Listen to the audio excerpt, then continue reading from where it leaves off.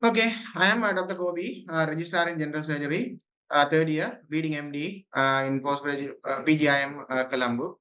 So today I am planning to discuss something about the breast cancer. So why I have selected breast cancer discussion today? Because around 18 to 20% of your questions, including MCQs and your case discussions and maybe showcases, will be based on breast.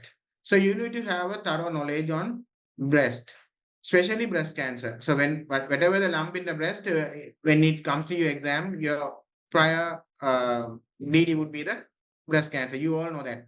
But there are a lot of updates on breast cancer. But you need to know very up to date knowledge about breast cancer because MCQs, single based answers are very precise. So these are all your questions are all set by professors, and so they are very up to date. So you need to have, but you don't have time to read all these latest guidelines and those things. You don't need that also, but we need to, as teachers, it's our responsibility to give you a summary, a simplified version, which you all need, not the hi-fi stuff. So we'll discuss only the stuffs which you all need for to get through the exam or to get good marks in the exam, right? That's why we have selected this topic. So we'll go through very quickly. So at any time you can interrupt and can talk, right? I will be asking some questions. If you can or feel free to discuss with me. So this is not like a tuition class. Just it's a discussion, right? Just you can ask anytime any questions, right? So just a basic introduction. Basically, from this slide, you won't get any questions, right? Just for introduction. So it is most frequent cancer among women, and worldwide there are around 2.3 million cases. You don't need this slide. No, nobody is going to ask any question from you from these slides, right? Just for introduction. This from this slide. So basically, you need to know about the basic anatomy of the breast, right? But nobody is going to ask you describe the anatomy of the breast. But there can be some stems in your true or false questions related to the anatomy. So because of that, you need to know a bit about the anatomy. So you know this breast has what various lobes, right? 5 to 10 lobes are there. Each lobe there are ductal system main ducts, and from the duct, these ducts are formed by the collision of some small ducts, right? So, what is the basic functional unit of the breast? If you somebody asks you, that is the terminal ductolobular unit. This might be new to you, but this is very important. This can be a stem, a true or false stem in your exams. I will tell you why it is clinically important, right? So basic anatomy that you know it is uh, you have you have two breasts which is asymmetrical. Usually it is asymmetrical. So that is also one stem in the past. No, all most of the time the breast is asymmetrical, right? That is one stem. It was just come in the past. And depending on the anatomy, based on the anatomy, so you know it is skin, subcutaneous tissue, and the breast has various lobes. Each lobes has a very significant duct. Each duct formed by the collision of very small ducts. These small ducts formed by the collision of many small ductolobular systems, small acini that drains into the small ducts, and these small ducts joins to form a relatively bigger duct, and these all bigger ducts join to form a major duct. So this is like a grapes. When you take a grape bunch, this similar structure you can get, right? So the basic functional unit of the breast is the terminal ductolobular unit, right? Other than this, that the pectoral fascia, what is the muscle on the base of the things, those things are not for your clinical purpose, right? So basically, if you know that the base of the breast is made up of the pec major and the part is by the serratus anterior and the pectoral major is covered by a pectoral fascia. If you know that, I think that you know that. Well, I'm not going to tell that again. So that idea is enough. So why I'm talking a lot about this terminal ductal lobular unit, because these units have high responsiveness to your estrogen and progesterone, right? That is one thing.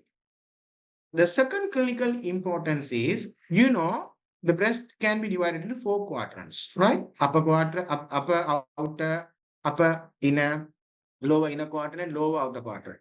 Can anybody tell me, a brave person can tell me, which quadrant the incidence of malignancy is high?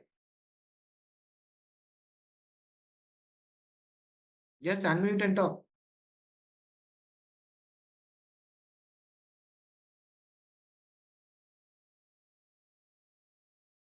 This is an MCQ.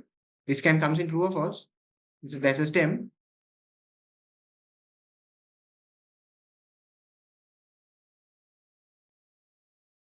No correct people are there.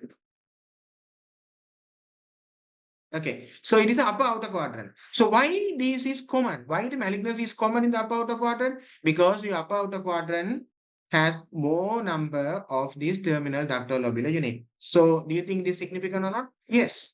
Because of that only, you get more incidence of cancer in the upper outer quadrant when comparing to the other quadrants of the breast.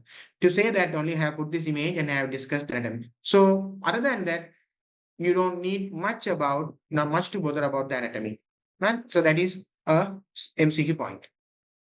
And another important thing you need to know is the lymphatic drainage. So most of the lymphatic drainage, more than 75% of the lymphatic drainage of the breast is going to the axillary lymph nodes. Out of the axillary lymph nodes, there can be various divisions like anterior, posterior, lateral, apical, and those things. But those things won't be asked in your questions. Which will be asked in your question is level of axillary lymph nodes. Those can be like level 1, level 2, level 3. This is very much important when considering your MCQs as well as the discussions and the management. So what is level 1? The group of axillary lymph nodes that is lying below the pec major, pec minor.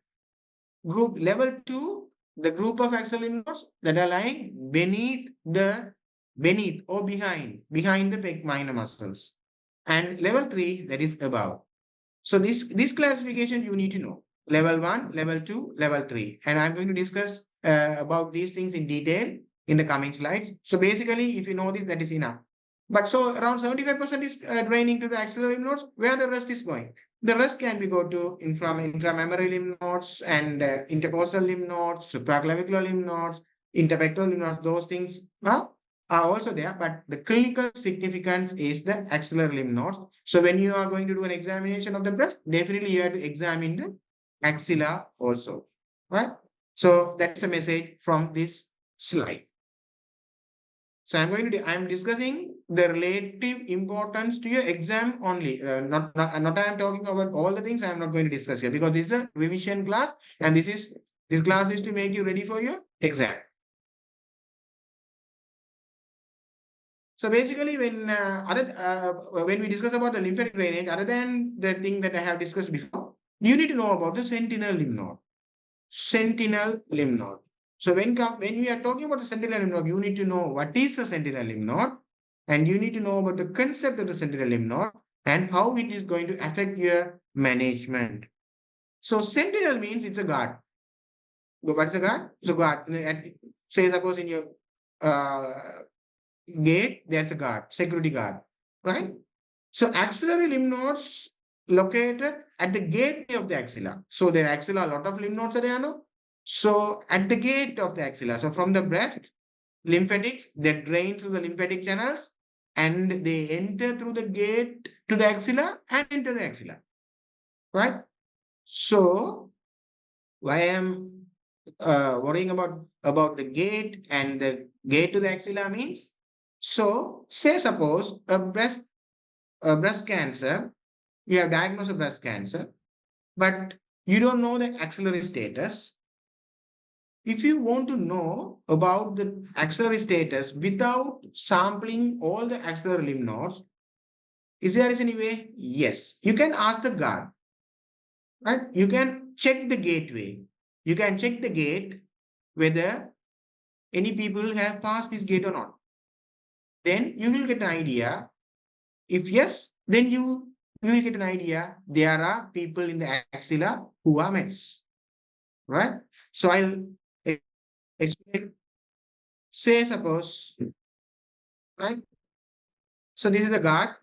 The other side is the axilla, and the people who are, so the aliens you are seeing here are the cancer cells from the breast. So they are trying to enter the axilla. But if they want to enter the axilla, they have to go through this gate. But for a clinician, if you want to know whether these aliens are have already entered the axilla or not, you have to ask this guard. When you take some samples from this guard or from the gate and check whether they have malignant cells or not, then you have an idea.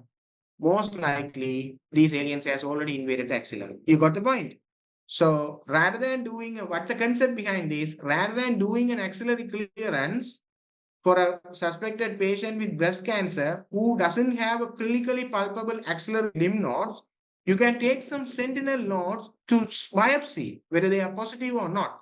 If they are positive, then high likely they have axillary deposits. This is a concept behind sentinel lymph node biopsy. This is a very important point. This can be asked. This conceptualized questions can be asked in single best answers. So it's a very important concept that you need to understand in breast cancer management. Anyhow, I will be touching this in the breast cancer management part also. So stay tuned. So now we'll have talk about the pathology. So this thing you need to know. So the breast cancer can arise from the ducts or the lobules. These ducts are the thing that carry the what? Milk to the um, nipple areolar complex, to the sinuses. Lobules, they secrete what? Milk. So in the breast, you have two systems, two major functional systems. One is duct, one is lobules. So you can get cancer from these ducts or lobules. So the cancer you get from the ducts are called ductal carcinoma. And from the lobules are called lobular carcinoma, which is which is predominating. This ductal carcinoma is the one that predominates. 90% of the breast cancer are ductal carcinoma and 10% are lobular carcinoma. So this can be a stem in your true or false. That's why I have put this uh, slide. Then what is an in situ disease? In situ disease means what? So there is a malignant change in the epithelium of the duct or a lobule, but this malignancy does not breach the basement membrane. So that is confined to the epithelium. So this is not an invasive malignancy. This is an in situ disease. So if it comes from the duct, we call it as ductal carcinoma in situ. And if it comes from the lobular epithelium, we call it as lobular carcinoma in situ. So you can say it's a precursor of invasive cancer. If you see this, whether you will treat or not, definitely you have to treat it because this is a precursor of your invasive cancer. So when this for this disease, do you think the patient will get lymph node metastasis? No, because this is confined to the epithelium. This doesn't reach the basal membrane. So there is no chance this cancer has metastasized to the lymph node or any other places. So this is very confined to the epithelium. So it is called in situ disease. Ductal carcinoma in situ or lobular carcinoma in situ. So whether you have to treat or not, yes, you have to treat. But there's a point in lobular carcinoma in situ. The latest evidence say that is a high risk lesion, but we don't consider it as malignancy. So this is an important point I'm talking to you. So lobular, when you see a patient with lobular carcinoma in situ, you don't need to go and do surgery. For that patient, you can keep the patient under surveillance with imaging, whether that is progressing to some other cancers or not. But if you see a ductal carcinoma in situ, definitely you have to do excision. So lobular carcinoma, lobular LCIS is considered a dormant one. So they may go into invasive cancer or not. So if there is a biopsy proven LCIS, you can keep the patient in surveillance and patient don't need surgery. This is one of the take home message from this slide. Better note this point. But if you see a DCIS, definitely there is a place for excision. So what is the type of excision? What is the type of surgery? We'll discuss in the coming slides. And another point I like to tell here might be too much to you. A patient who has ductal carcinoma in situ invariably will develop invasive ductal carcinoma. A patient who has lobular carcinoma in situ can develop invasive cancer, either invasive ductal cancer or invasive lobular cancer. Am I confusing you? If a patient has LCIS, they can develop invasive ductal cancer or invasive lobular cancer. But a patient with DCIS, ductal carcinoma in situ, will invariably will develop invasive ductal cancer. Patient with LCIS, they can develop invasive ductal cancer or invasive lobular cancer, and the majority is invasive ductal cancer. This is a very high-fi MCQ point I have told you. If you want, you can note and keep. Sometimes it can be asked as a stem in the true false, not in the discussion. This is a high, it will be a high-fi stuff to you, not in a discussion, but very rare they can put a stem out of 5. Uh, if you are good enough, you can answer. If you can get good marks. Right. I have discussed this. What is invasive carcinoma? That is, I have discussed that it has already breached the basement membrane of the duct or a lobule. Right. Now we are going to discuss about invasive carcinoma. So there are various type of invasive carcinoma. So the commonest type is of no special type. So out of the invasive carcinoma, there are various histological types, which I have mentioned here, like mucinous carcinoma, medullary carcinoma, tubular carcinoma, papillary, inflammatory. Usually, a breast cancer with either one of these subtype have good prognosis, except, notice, except inflammatory carcinoma. Inflammatory carcinoma carries the worst prognosis of all. So that is an MCQ stem. Again, this is an MCQ. Inflammatory cancer has the worst prognosis of all, but other subtypes of cancer has good prognosis when compared to no special type of invasive carcinoma, right? But the most common is the invasive carcinoma of no special type. Okay, no special type means that it doesn't fit into any of these mucinous, medullary, tubular, or papillary.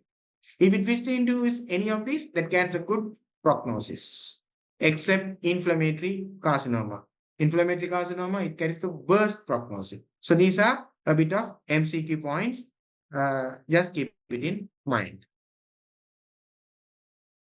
Now we'll discuss about some of these tumor cells, right? Tumor cells, they will express some receptor status, which is very, very important in the management purpose. So that it is important for your exam also. So they can overexpress estrogen receptors, progesterone receptors, or HER2 receptors. HER2. So if they overexpress these things, we call them as ER positive, PR positive, or HER2 positive. The significance of this I will discuss later. Another thing we used to check in these cancer cells is the Ki. Somebody is asking something. Sorry, sorry, I didn't see the message. So don't worry, you unmute and talk. Otherwise, I can't see this message. Somebody has message for that upper outer quadrant. Very good.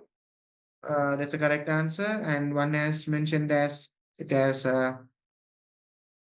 upper lateral. Upper lateral. So usually you call it as upper outer or upper inner. Upper lateral, okay, you can say, but the terminology we use is the upper outer quadrant. Anyhow, that's also correct. You have understood the concept. So feel free to unmute and talk. Otherwise, it will be difficult for me to see these messages again and again. Right?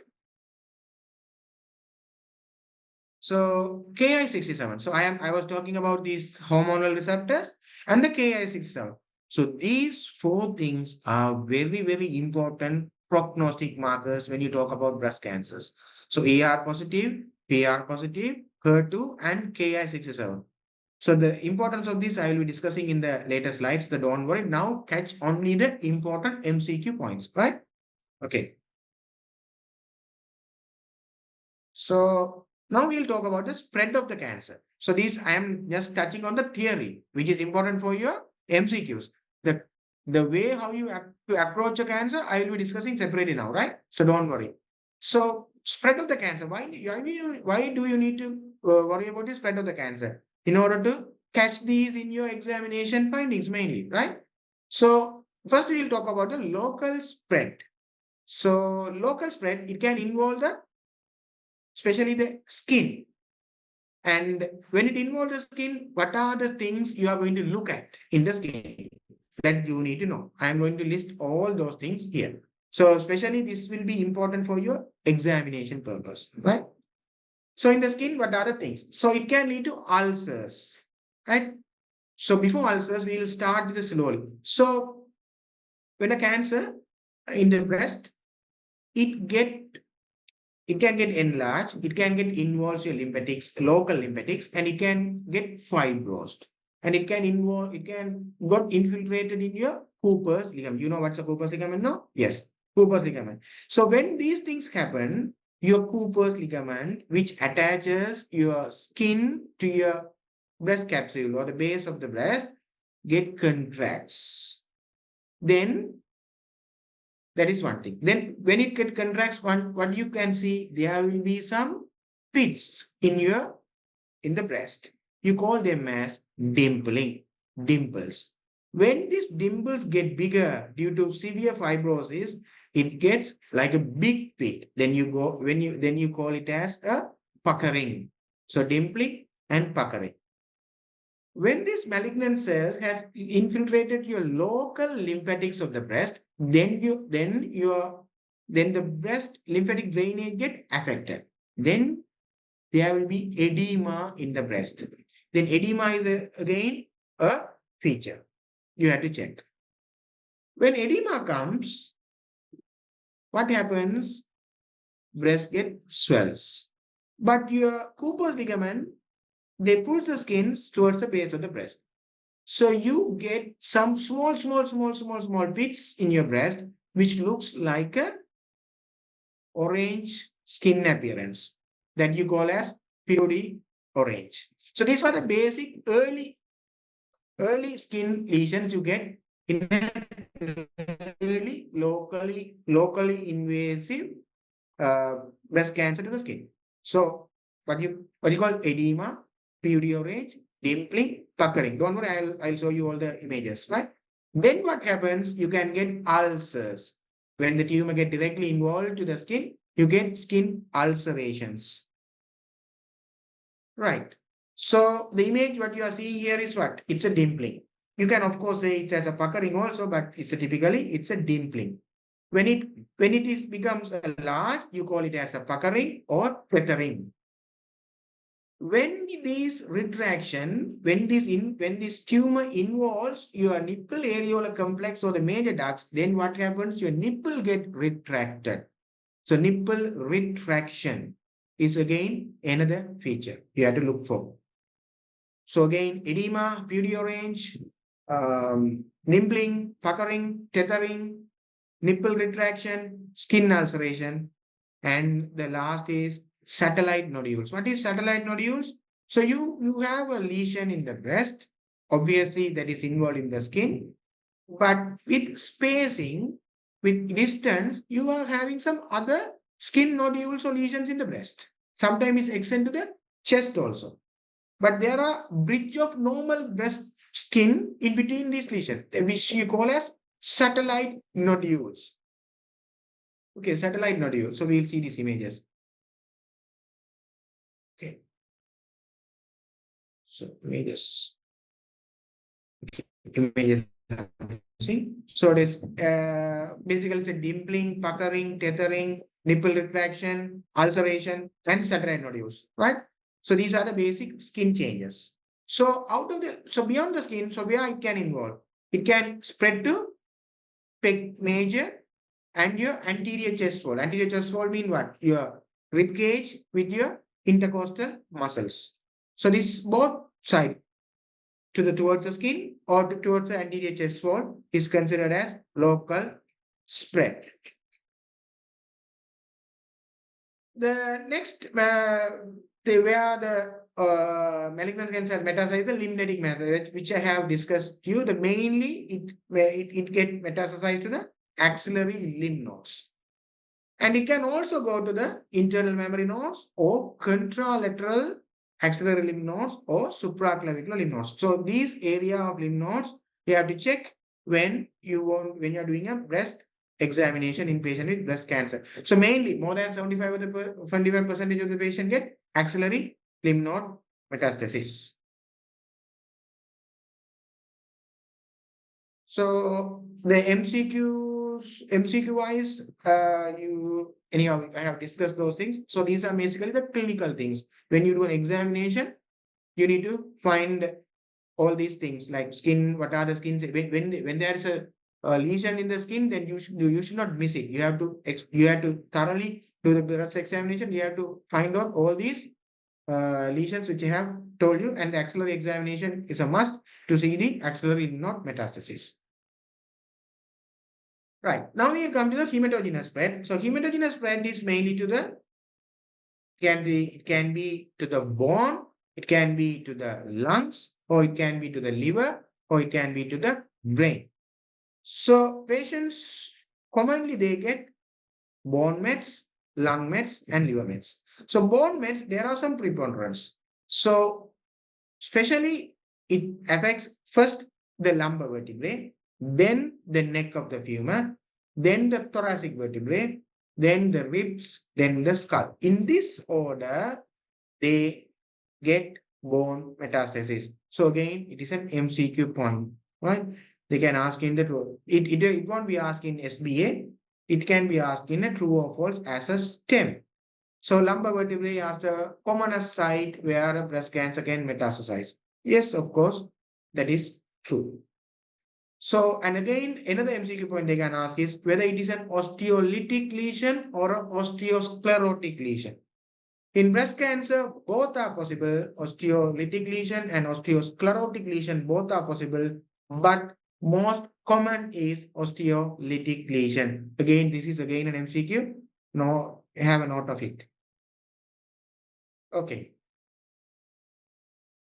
So osteolytic and osteosclerotic lesions or other in the bone or common is osteolytic. So other sites are liver, lungs, and brain. And occasionally it can go to adrenal and ovaries. We don't know that also, no worry, but you have to keep in mind the other sites. In limbs, so we are talking about in limbs, these deposits can occur above the elbow or above the knee. This can also be an MCQ point, but very rarely. If anybody is going to ask you, they will ask about the vertebra. Don't worry. But if you want, just keep it in mind. Bone mets in the limbs, in the in the in the limbs in the bone mets, they're usually above the elbow or above the knee, and never ever below the elbow or below the knee. This is again an MCQ point, but usually they don't ask this. It's a high-fi stuff. Now we'll come to the risk factors. Again, a very, very important topic in view of MCQ as well as in your history taking. Right? So there are modifiable risk factors and non-modifiable risk factors. Modifiable risk factors are what? Obesity. BMI more than 30, again, it's a risk factor. Parity. Yes. So breast cancers are high in patients who are nulliparous or first pregnancy after, so late first child, in the first child after 35 years, or first pregnancy after 35 years. What about breastfeeding? Breastfeeding is a protective one. So people who are not breastfeed, who didn't breastfeed or breastfeed for a few months have a high risk for breast cancer. Age at childbirth, yes. If it is very early, less than 20 years, very less risk. If it is late, very high risk. that is age is more than 35 years. So you don't need to remember the age. But if you know that nulliparous has a high risk, non-breastfed woman has a high risk, and late first child that is has a high risk, that is more than enough. Hormone replacement therapy. In hormone replacement therapy, they give estrogens. So prolonged exposure to unopposed estrogen. Unopposed estrogen is a risk factor to breast cancer. So, more specifically saying unopposed estrogen. Tobacco use, obviously, you all know tobacco use, alcohol consumption, and radiation exposure to the breast. For say, if the patient has a neck cancer like a squamous cell or a thyroid cancer and patient has undergone a radiation exposure, patient can have a secondary malignancy in the breast. So radiation exposure is a risk factor. Keep it in mind. This is an MCQ point. They can ask, and also very important in view of taking history. Non-modifiable risk factors, of course, age, advancing age. Why it is important? Women more than 35 years of age are high risk. Because of that, only in Sri Lanka or in all over the world, they women more than 35 years are enrolled in a breast screening, breast cancer screening program. Right. So age is an independent risk factor. Sex, of course, female. So you might think me as mad because obviously, females are getting breast cancer now. No, males can also get breast cancer, but the incidence is males are also having breast, but it is rudimentary. Less than 1% of the breast cancers occurs in male. Again, this is an MCQ point, true or false. So, anyhow, females has a high risk. Even in males, less than 1% of breast cancer are male breast cancers. MCQ point. Ethnicity, yes, a certain group of people has high risk of breast cancer. You don't need to know which groups and which ethnic, you don't need to know. Genetic predisposition and familial breast cancer. So there's a thing called familial breast cancer. What is familial breast cancer? There is no such a big definition of a familial breast cancer, but if several members of a family, first degree or second degree, has affected with breast cancer, but a definite genetic mutation cannot be identified, like BRCA1 or 2, then we label those people as familial breast cancer. If a definitive gene mutation has been identified, like BRCA1 or BRCA2 in patients with associated familial cancer, then that is called as hereditary breast cancer. If you that is a very vague differentiation we have between these two. Uh, might be asked in a true or false, but no, I don't think this depth they would ask you, but very rarely they can ask you because it's a stem, no, as a single stem they can put. Knowing it is better rather than not knowing. So I'll discuss about the gene mutation, right? So genetic predisposition, if there's a genetic predisposition, if you have a gene mutation identified BRCA1 or BRCA2, then it is hereditary breast cancer.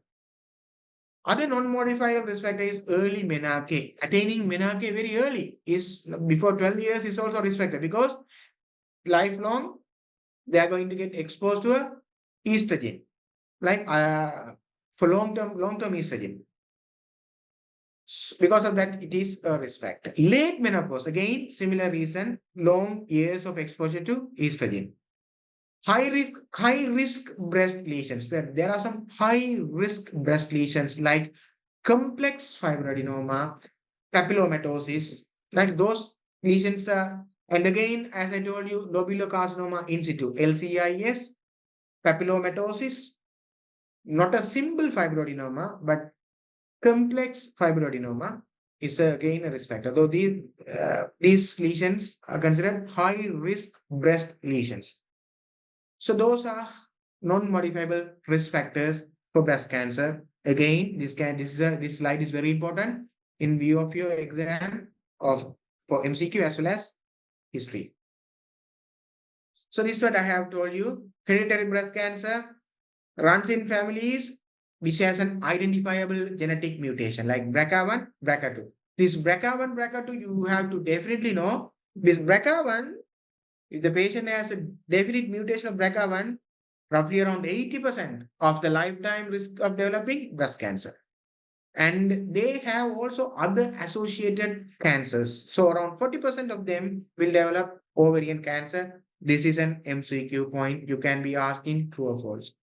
If the patient has a BRCA2 mutation, around 50 to 60% of the lifetime risk of having breast cancer and around 20% of having ovarian cancer. Again, it is an MCQ, true or false. So this is again an important slide for MCQ. Okay, so there are some syndromes. When these patients have diagnosed with these syndromes, they have a high tendency of getting breast cancer. Just try to know these names. Don't go in depth of these names. Leo-Framini syndrome, which of course P53 mutation. You don't need to know in depth.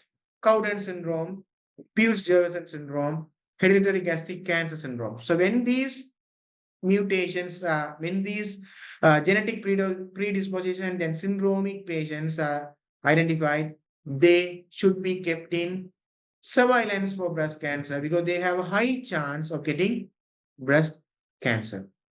Got it? Again, this is an MCQ points, not in SBA, but for true false. Right. Now we have touched all the important theory points.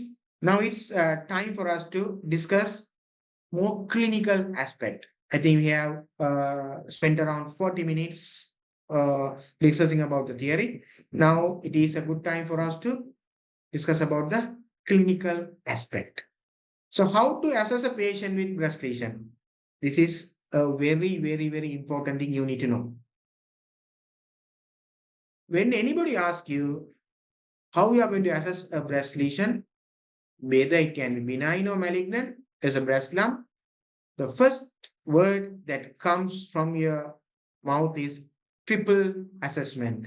So, what is a triple assessment? I'm going to discuss.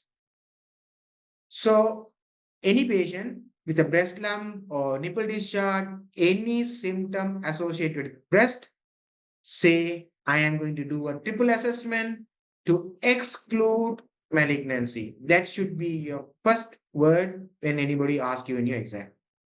What is triple assessment? We are going to discuss. So, what is the positive predictive value or a diagnostic accuracy of this triple assessment in view of breast cancer identification? It is nearly 100%.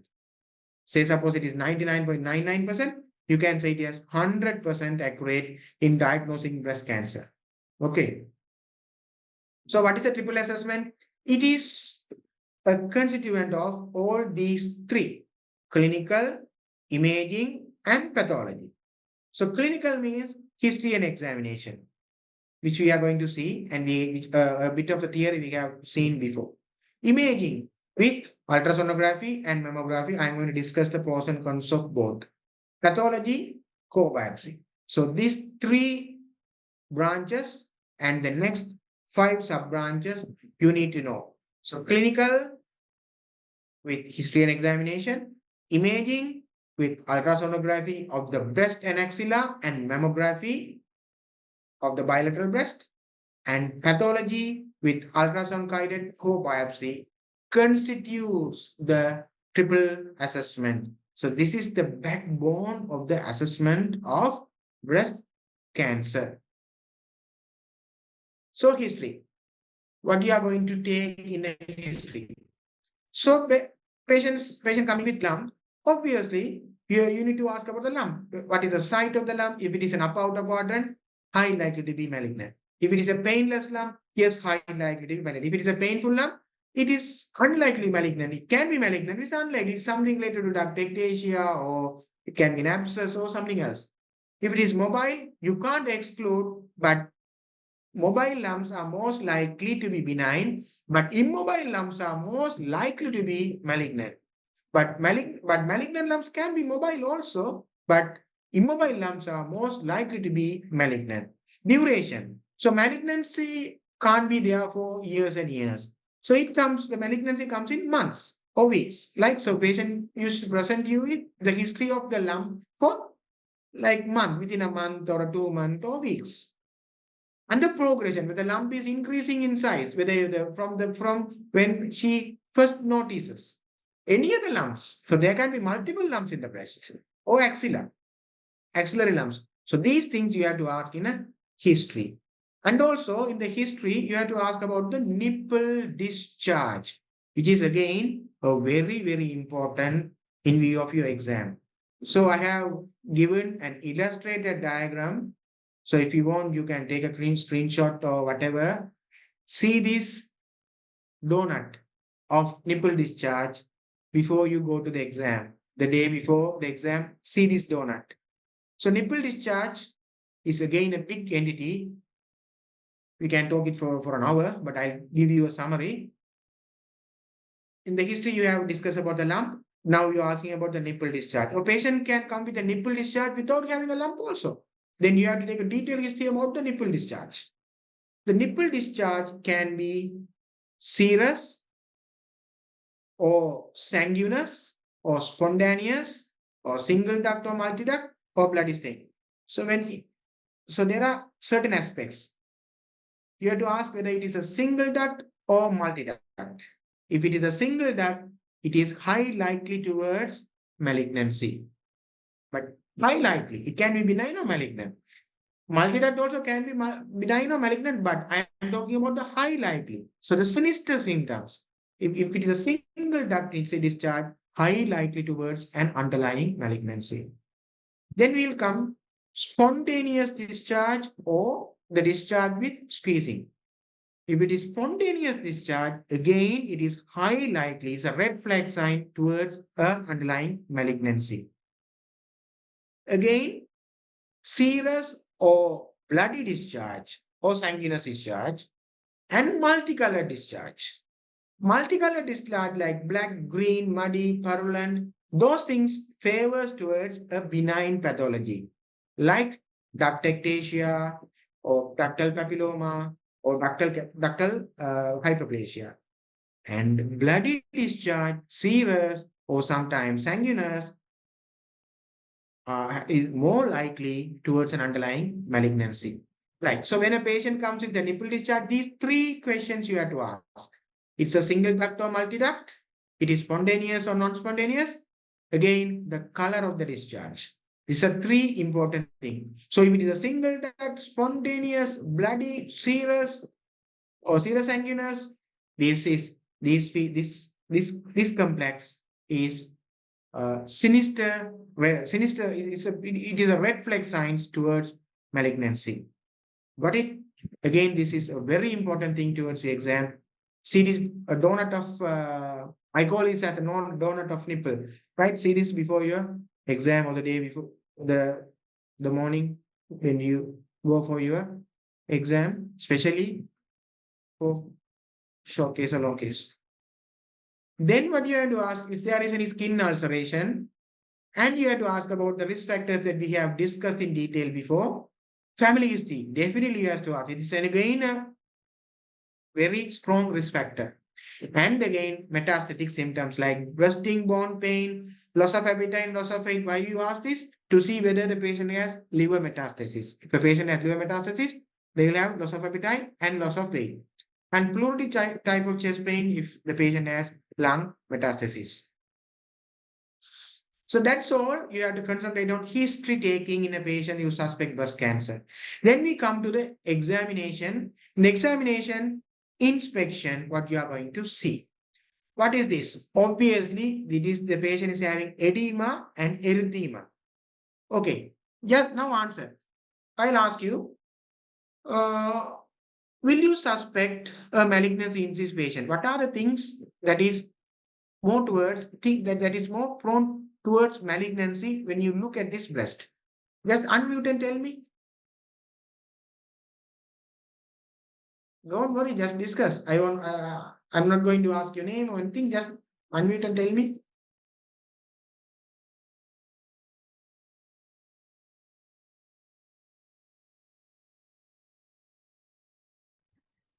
The skin ulceration is Retracted, Good. retracted Yeah, tell me. nipple. Yes, very good. There's a retracted nipple. It is a circumferentially retracted nipple or a slit-like retracted nipple.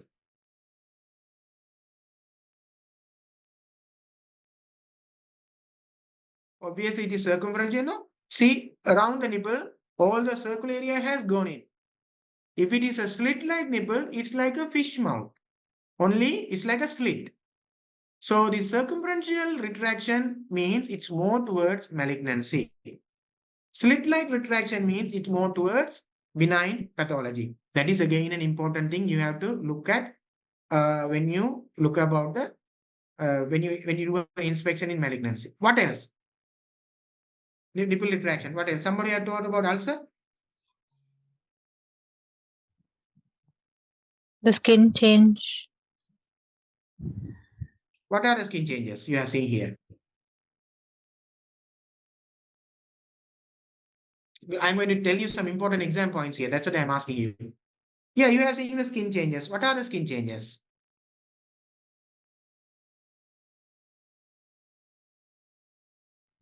Like an orange peel. Yes, there is an evidence. Yeah, in the medial side, no, in the medial aspect there Yes. is a, yeah, in an orange PD orange. Yeah, there's an early PD orange. What else? Obvious findings. Erythema. so there is redness. Yes, erythema. Whether the erythema is more towards malignancy or not, I'm asking you. Just ask. Just answer me. It might be new to you, but it is important. Yes. Usually, you will think if there is erythema, there is an underlying cellulitis or it is an infectious cause. No, you are thinking about that, no? Yes, sir. But yes, but do you know about this inflammatory carcinoma? I told you it's a very bad prognostic cancer. They present Yeah. like this. These inflammatory cancers, on inspection, even we can suspect more than one third of the breast will be erythematous and cellulitic. Right? So if the patient is having an abscess or an underlying infectious lesion, this kind of extensive cellulitic and erythema is unacceptable. So this patient is having even more than one third of the breast is erythematous and cellulitic. So unless proven otherwise, this patient is suspected to have an inflammatory breast cancer. Got it? Right. And she is having a peeling over the skin, but definitely there is no obvious ulceration. So two things we have discussed. Nipple retraction, especially circumferential nipple retraction, and erythema, and of course, as you said, edema, and then early period range is there on the medial aspect. For in your exam, when you see this patient in your long case or a short case, if you tell these findings like inspection, you will score more than, definitely you will score more than 70, 80. Right? Okay, right. Okay. Anybody can you describe here? What you see? Obvious findings are there, just for you to keep in mind. That's why. Ulceration. Yes, good. The first one is a ulceration. Have you ever seen a patient like this? No. Yes, No, no. no, yeah. So this patient has a very late presentation, very large ulcerative lesion. So anyhow, nobody is going to ask you how you are going to manage this patient. That is for MD, right? Nobody is going to ask you. If you so when seeing this patient, you are suspecting an underlying malignancy. If you are suspecting late presentation of an underlying malignancy, more than enough for you, right? When you have somebody showed this, you should say that it is a delayed presentation of a locally advanced breast cancer. If you say that, that is more than enough, right? Second image, what you are seeing.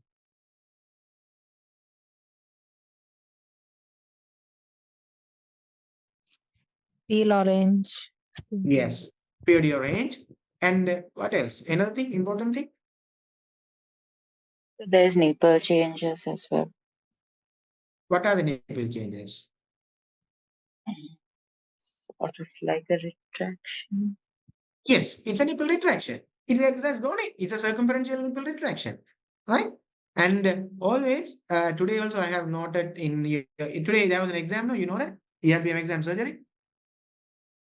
Yeah. Today also I have noticed you know the stuff, but so you're not reluctant to explain your findings. In the short case exam, you are very reluctant to explain your findings. You know and you have identified. We know that you identified the stuff, but you are very reluctant to express it. I don't know why. Don't worry about anything. Say what you see. That what we expect in the short cases, right? Or long case. Okay. Right. What's this? First image.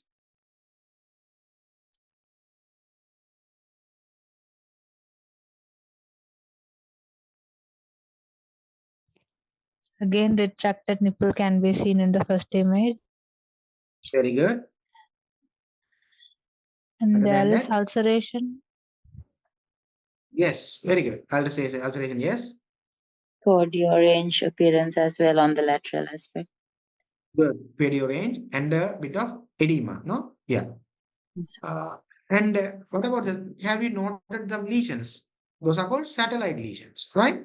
So you know, so breast lesion is somewhere else, and there are some other lesions which are not related to the primary tumor, right? That you call satellite lesions, right? This can come in any of the malignancies. If you see a melanoma also in the skin, there can be some other deposits throughout your lower limb or a limb, like deposits. Those are called satellite lesions. So similarly in the breast, these are satellite lesions. When you find this, it's suggestive of a very locally advanced malignancy. Okay, right.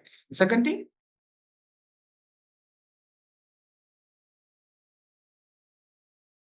of course, you know this is I have shown you know this is of course it's a Dimpling. dimpling or the dimpling is a one. Yeah. So how to differentiate between dimpling and tethering? Anybody? Any good guess? Nobody is going to ask you. This is a bit of high-fi stuff. You can elicit in examination, but this is a bit of a distinction stuff, right? Yeah. How to distinguish? How to differentiate? Anybody want to guess?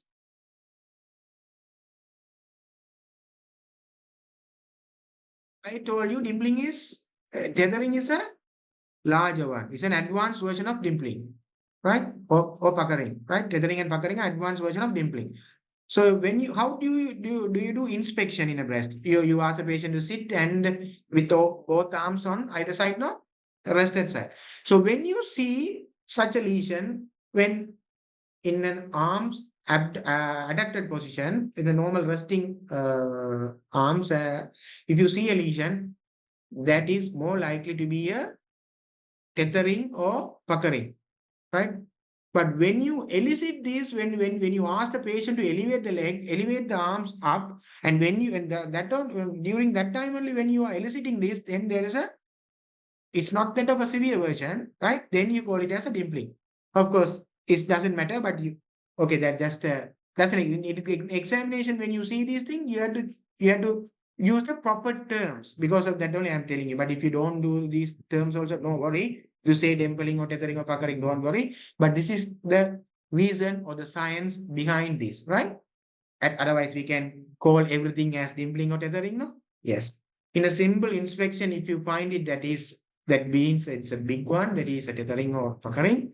And when you ask the patient to elevate the hands up and then you notice a dimple, then you call it as a dimple, right? Dimpling, right? Okay. Don't worry if you don't know that, right? Okay. What is this? Very rarely we see patients like this. This is called cancer in cuirasse, right? It's a Latin term. It's a very locally advanced malignancy. I have seen two patients like this. So, very locally advanced malignancy, possibly due to inflammatory breast cancer. Right? Usually, the inflammatory cancers are very aggressive and poor prognostic. No? So, they present like this. They have cancer in cuirasse. Right? Better if you know this term. I don't think in anywhere they will ask you, but sometimes in a true or false, they can ask. Don't go and search this term and start searching on this. Never ever do that. If you know there's a term like cancer in cuirasse for locally, very locally advanced breast cancer, that is more than enough for your level, right? Okay. Okay, now we'll come to the nipple. So in your infection, you also have to look at the nipple. Somebody had told you about the nipple changes. Very good, you have come up with that point. So nipple changes can be nipple erosion or discharge. Nipple discharge we have discussed a lot. For nipple erosion, when you see a nipple erosion, then you should think of an underlying malignancy or a Paget disease of the nipple. What is a Paget disease of the nipple? Paget disease means it is a ductal carcinoma in situ of the nipple. It's similarly a ductal carcinoma in situ of the nipple, which suggests there is an underlying ductal carcinoma, right? Okay. It is unlikely to be a lobular carcinoma because the ducts are there opening into the nipple, no? So the ducts are opening into the nipple, right, in the areola. So high likely there is an underlying ductal carcinoma in situ. So Paget disease, you can call it somewhere like it's a ductal carcinoma in situ of the nipple. You can call it like the DCIS of the nipple or nipple, right? So when you see a nipple erosion, high likely there is an underlying malignancy. It can be a simple eczematous lesion also, but you cannot miss a malignancy. So you should do a nipple assessment to exclude a malignancy. Got it? And you also have to check about the asymmetry in the nipple. Because by checking the asymmetry on the nipple also, only you can find out whether it is a nipple retraction or a nipple inversion. What is nipple inversion? That is a congenital one. Some women we see from birth, from puberty, they have inverted nipple. Do you think that it is due to pathological thing? No, that is called not nipple retraction. That is called nipple inversion. That is normal for a woman who is having it from her puberty. But nipple retraction is pathological. Either can be malignancy or might be due to some benign things. But mostly it is malignant when it comes like a circumferential retraction. Got it? So these are all important things, right? Now we'll move on to the palpation. So in palpation, again the lump examination, I'm going to not going to waste a lot of time here. Size, consistency, mobility, and whether it is fixed to the chest wall or not. And you also have to examine the axilla to check for the palpable axillary lymph nodes, and the normal side also you have to examine, and examine the liver and lungs to see any evidence of mets. Right? Okay. Now imaging, very important thing we are going to go. So there are two imaging modalities we have to do, ultrasonography and mammogram. An important thing you need to know about, so which patient you are going to do ultrasonography and which patient you are going to do mammography. Any good answer? Anybody going to answer this question?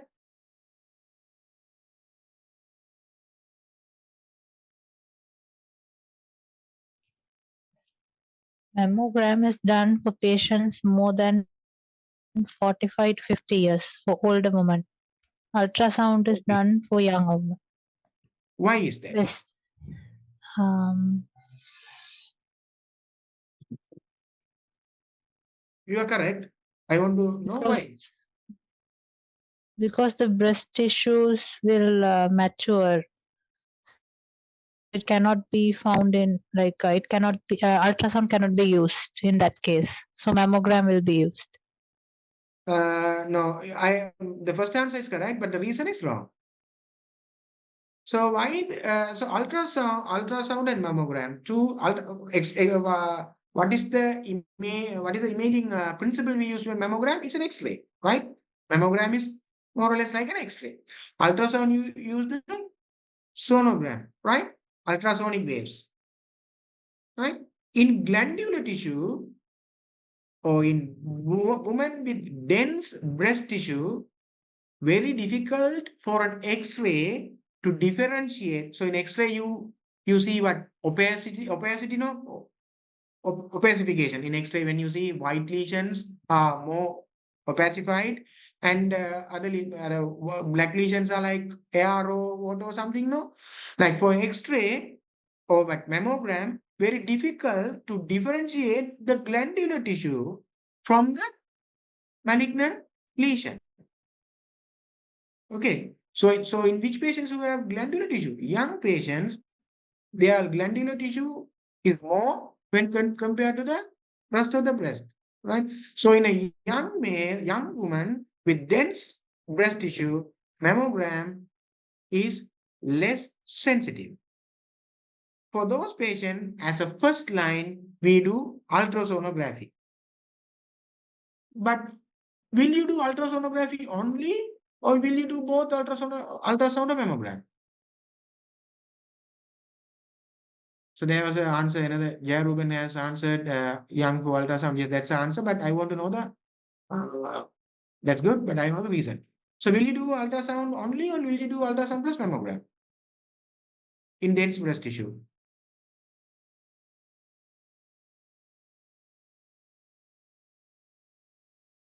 You have to do both. Both are complementary to each other.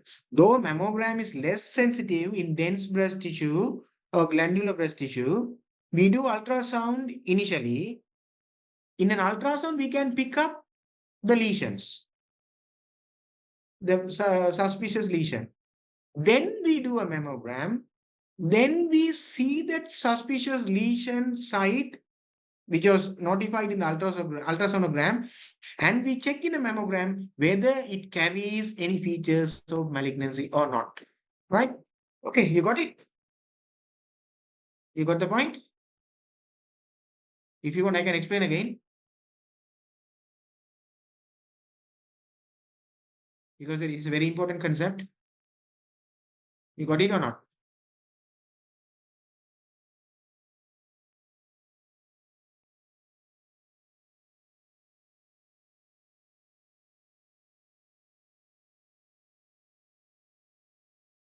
You all got it? No answers. Somebody is messaging. Yes, could you explain again? Yes, sure. So, right. So there are various kinds of breast, right? Based on the density, we categorize breast as ABCD. You don't need to know that, right? So the most extreme is the elderly breast, which is very lucent. We call it as a lucent breast. Like it doesn't have a much amount of glandular tissue. That's called lucent breast. But when you consider a young female who is around 30, 35, she is having a more amount of glandular tissue, which is called a very dense breast. Right? So dense breast have a high glandular tissue. So when you do a mammogram, this dense tissue will also look like whitish lesions. Wait, wait, I'll show you the image. Right. See, so this dense tissue will also look like this white, this is a mammogram, right? So this dense tissue will also look like uh, this whitish lesion here, there, right? Like looks like malignancy. You cannot differentiate the glandular tissue with the malignant cells.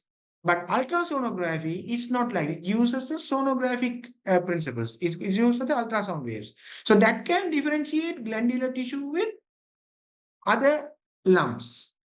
But ultrasonography, it is not that much efficient or sensitive to differentiate a benign lump from a malignant lump.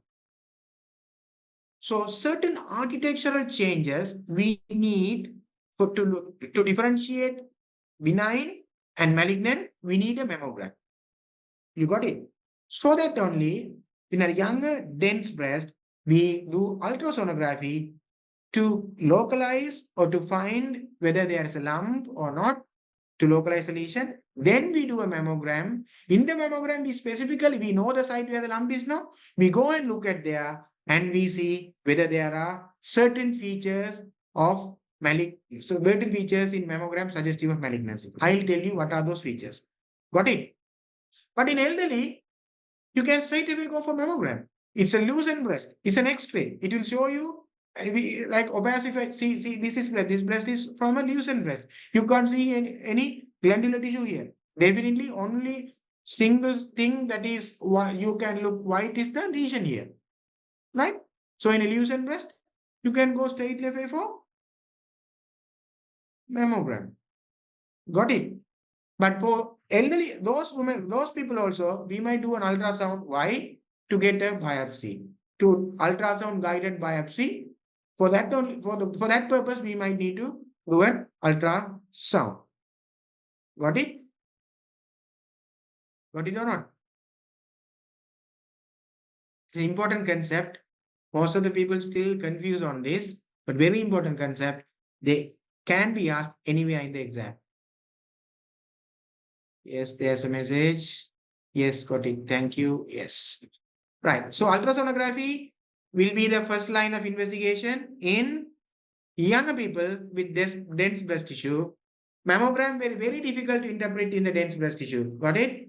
So yeah, and ultrasonography can distinguish from cystic or solid lesion. And ultrasound is better to assess the axilla. So those are the axillary lymph nodes, right? So for axilla, we definitely we do ultrasound, right? Okay, so this is an ultrasound that is showing a lesion.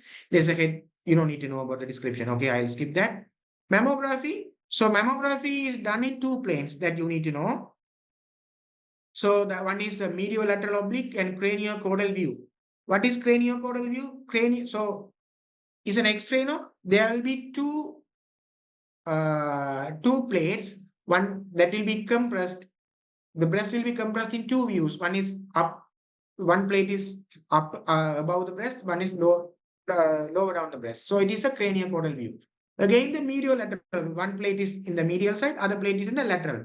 So again, it is pressed in the medial lateral view. So they call MLO, medial lateral oblique, or craniocaudal view. If you know there are two views, that is more than enough, right? But in all the patients, we do both mammogram and ultrasonography. But which is to do first is the thing, and which gives a more yield is the question that will be asked to you, right? Okay. So what are the things? This is very important. This slide is very important. So as I told you, there are certain things we look in the mammography to define it as a cancer or not. Yes. Irregularity, speculated mass, fine calcifications, micro calcification, not the macro calcification, micro calcification, and architectural distortion. Just see this image. See the second image. There are irregular margins, of course, yes. There are micro calcification. You see white spots in and around there. That is called micro calcification. And the architecture is distorted, architectural distortion, right? And the speculated lesion. See the borders, all are like star lesions, speculated, all are like spikes. So these four lesions are significant and characteristic, and they will tell that it is a malignant mass. Based on these ultrasonic and mammographic findings, we uh, grade the breast lump as what? BIRADS score. You need to know that, right? So BIRADS grading. So in your exams, in single best answers, they will give like this. There's a 2 centimeter lump. Basic imaging with ultrasonography and mammography reveals a BIRADS 3, BIRADS 4, or BIRADS 2, BIRADS. I will discuss that. BIRADS, they will talk in view of BIRADS, right? So you need to know about the BIRADS score. And whether the patient needs a biopsy or not will also depend on the BIRADS score, right? So this is the BIRADS score. The BIRADS score 0 means that is assessment is incomplete. That don't worry about that, leave it, right? So 1, 2, 3, 4, 5, 6. BIRADS 1 is negative. BIRADS 2 means it's a benign lump. 3 means it's probably benign. 4 means suspicious abnormalities there. 5 means highly suspicious malignancy, more than 95%. 6 means already biopsy proven malignancy is BIRADS 6. So when you see architectural distortion, microcalcification, speculated lesion, and irregular margins in a mammogram, you call that as BIRADS 5 lesion, right? Okay, those are the basic imaging that we do. There are some non-routine imaging also we do, like MRI and PET scan. MRI breast we never do for all the malignancy, all the suspected cancers, but do it for certain indications of breast cancer. This can be asked in MCQ, especially true or false. So when your ultrasonographic and mammographic findings are equivocal, one is saying as BIRADS 2, another one is saying as BIRADS 5, then you need an MRI, a superior image to confirm it. Okay, that is one. In a previously operated breast, there are scar So the scar tissue is very difficult to identify whether it's a scar tissue or a malignancy in scan, ultrasound, and mammogram. So for that, you need a MRI, second indication. In a patient, if you are going to do for, if you are suspecting multifocal or multicentric lesions. So this is multifocal and multicentric. Multifocal means in a single quadrant, there are multiple lesions. Multicentric means there are lesions in multiple quadrants. Okay. So to assess these, MRI is superior. Why you need to assess this? If you are going to do a breast conservation surgery, then you have to exclude this multicentric disease. For that, you might need an MRI. What is breast conservation surgery? I'll talk to you later. Right? Okay, so MRI breast, what are the other indications? So MRI can be used as screening. So I have told you some high risk lesions like lobular carcinoma in situ, lobular LCIS, and in patients with BRCA mutations and or strong family history, and patients with syndromes like Cowden syndrome, Lee-Frampton syndrome, Peter-Jurgensen syndromes, who has a high risk of getting cancer, then we choose a very sensitive imaging modality, highly sensitive imaging modality like MRI to screen because it will detect cancer early than a mammogram or an ultrasound. I think you got it. No? These can be asked in MCQs. Okay. So this is a typical mammogram of a breast. You don't need to interpret just for image. So PET scan, it is used to stage the disease to find whether there are metastases in brain, lungs, or liver. This is a very highly advanced imaging modality. If you know that there is a place for PET in for staging of breast cancer, that is more than enough, right? Can be an MCQ, right? And the other imaging used in staging is, so when you see an patient with locally advanced cancer, locally advanced breast cancer, you need to stage the patient, whether the patient has liver mets or lung mets or bone mets. For that, you need to do CCT chest abdomen pelvis or isotope bone scan to see bone mets. So not all the patient we do this. We do this for locally advanced breast cancer. What is locally advanced breast cancer? Wait a minute, I'll tell you in the coming slides. That is very important, right? This is an MCQ. They can ask you what is the next step in the management after a confirmed patient biopsy proven cancer in a locally advanced cancer. They can ask what's the next step. Then next step is staging with CCT chest abdomen pelvis. That can be an MCQ, single best answer. It has been asked in the past also.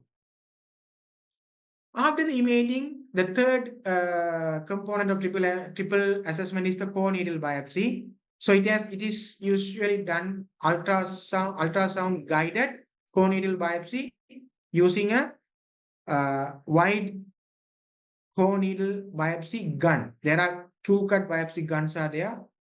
You do it ultrasound guidedly, right? Okay. So this is how you do it, right? But here they didn't do it ultrasound guidedly, but it is preferred to do ultrasound guidedly because you can see the suspected areas, solid lesions, and you can biopsy the most suspicious lesion. So what information are we getting from the histology? We know whether it's an invasive malignancy or non-invasive malignancy, whether it is an invasive ductal carcinoma or invasive ductal carcinoma or a DCIS or a LCIS. Histological variant, the subtypes we can see, right? Receptor status, ER, PR, HER2, which I have discussed before. Grade, what is the grade? It based on the differentiation, whether it is well differentiated or poorly differentiated. Based on that, we grade the tumor as grade 1, 2, and 3. This is called Nottingham grading, right? If you know that it is a grading system is there, that is more than enough. Mitotic index, Ki67. If the Ki67 index is high, then the tumor is multiplying more and it is more aggressive. So these details we can get it from histology. And you need to know a bit about the TNM staging also. Right. I have summarized everything in this image. So what is T1? Less than 2 centimeter breast lump. T2, 2 to 5 centimeter. T3, more than 5 centimeter. And T4 means that is invading the skin or anterior chest wall. T4A means it has invaded the anterior chest wall. So anterior chest wall doesn't mean pectoris major. This is again and again a mistake that an undergraduate makes. So tumor invading the pec major doesn't mean that it corresponds to T4A. Then it will be either T3 or T2 based on the size. To say it a T4A, it has to invade the anterior chest wall. That means intercostal muscles or rib cage and those things. Not the pectoris muscle, right? T4 means it has invaded the skin, like edema, ulceration, satellite nodules, PD orange. If those things are there, it is T4B, irrespective of the size. T4C means both T4A and T4B, or inflammatory breast cancers we categorize as T4C. So take a screenshot of this and see, it's very important for you, right? In a single based answers, they will talk in terms of this T classification. So you need to know this. Lymph nodes. So if the ipsilateral lymph nodes are involved,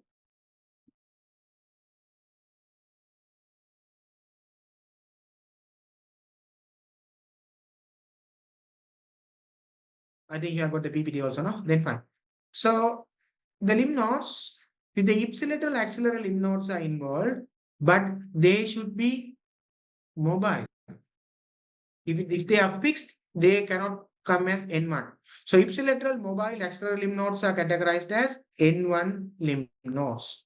And then ipsilateral fixed, so ipsilateral fixed axillary lymph nodes are considered N2. So ipsilateral, these N1, N2 are mainly level 1 and level 2 lymph nodes, not the level 3.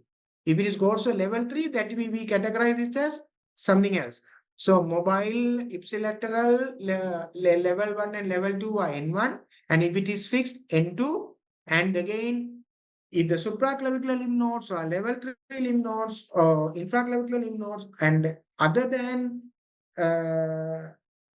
internal memory lymph nodes, those things are involved, plus or minus level 1 or level 2 lymph nodes involvement are categorized as N3.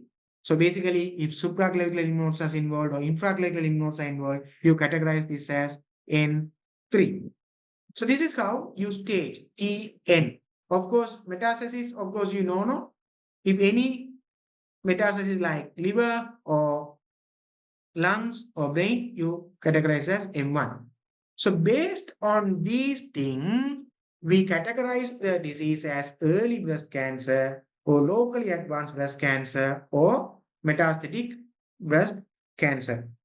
So early breast cancers are, this is very important. This classification you need to memorize. So early breast cancer, T1 or T2 lesion with either, it can be N1. N1 can be there. So in the lymph nodes, there can be mobile ipsilateral lymph nodes can be there, but in the tumor, it can be T1 or T2. When you consider it as locally advanced breast cancer, so T3 or T4 lesions are considered locally advanced, or N2 or N3 lesions. So if a patient with T3 and N1, again, it's a locally advanced. If a patient with T2 and N2, again, it's a locally advanced breast cancer. That concept you have to understand. The higher the one you have to get. Metastatic breast cancer, you know, any T, any N, and M is positive, that is metastatic breast cancer. Based on this only, your management is going to vary. So, how you are going to manage? Whatever the cancer, say that I'm going to discuss this patient in MDT, and the management will vary with the stage, grade, and the histological variance. So usually the general flow of management of breast cancer is neoadjuvant systemic therapy. And see when we assess the patient whether the patient is for curative or palliation. If the palliation, no intervention, then we go for surgery. Then we give adjuvant therapy and follow up. So this is the usual flow. And not all the patients we give neoadjuvant, not all the patients we give adjuvant. So we need to know which patients are for neoadjuvant systemic therapy. We'll discuss that. For neoadjuvant systemic therapy, there are various things. So neoadjuvant systemic therapy means there are neoadjuvant chemotherapy or neoadjuvant hormone therapy. So what are the indications for neoadjuvant chemotherapy? So for all the locally advanced breast cancer, that means T3, T4 or N2, N3, we give neoadjuvant chemotherapy. So simple. Then your MCQs, you can sort out that. So if the history is suggestive or if the lesion is locally advanced, then you are going to give neoadjuvant before surgery. Sorted out. Okay, clear. But for early breast cancer, will you give neoadjuvant? For some cases, we will neoadjuvant. What are the cases? If we are going to do a breast conservative surgery after downsizing the tumor, then of course, yes. For triple negative tumors, triple negative means HER2 negative, PR negative, and HER2 negative. Those are called triple negative tumors. And HER2 positive tumors. So triple negative tumors or HER2 positive tumors, definitely, even if it is early breast cancer, we will give neoadjuvant. And to downsize the tumor, if the patient is going to undergo breast conservation surgery, we are going to do. If you know these three, more than enough. So early breast cancer with triple negative or HER2 positive, or patient awaiting breast cancer surgery needing downstaging the tumor size, need neoadjuvant. So there are four indications we have seen. All locally advanced breast cancer, early breast cancer with needs downstaging, and HER2 positive or triple negative. Well, these things are enough for you to tackle. Other things, don't worry, right? So this is a very, very important MCQ point, right? So what is a neoadjuvant targeted therapy? So neoadjuvant targeted therapy is the one which is given before surgery for those who are HER2 neo positive. For HER2 neo positive patients, we give HER2 receptor targeted therapy. That is trastuzumab or pertuzumab, uh, or we call it as Herceptin. As a brand name is a Herceptin. So better remember this. For HER2 positive patients, there is a place for targeted therapy. And the name also, if you remember, that is fine, like Herceptin, that's a brand name, or the trastuzumab, if you remember, that is more than enough, and it's very good to know that, right? So neoadjuvant targeted therapy. So we are talking about the neoadjuvant chemotherapy, and now we are talking about the neoadjuvant targeted therapy. And other one is a neoadjuvant hormonal therapy. So neoadjuvant hormonal therapy is for patients with ER and PR positive uh, advanced tumors. So what is the hormonal therapy we are giving? The name is tamoxifen. Usually, this is considered in patients who are unfit for surgery or unfit to receive systemic chemotherapy. So, not all the patients we consider. So, if the patient is fit, we give chemotherapy and proceeds to surgery.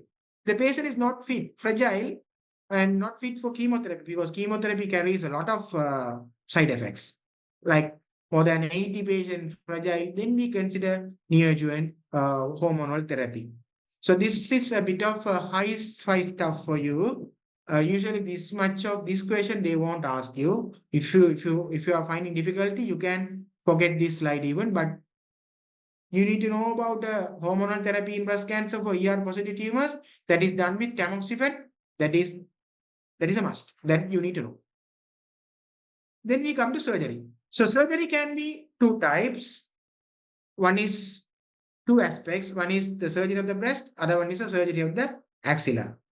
So surgery of the breast again can be of two types. Mastectomy, you are removing the whole breast.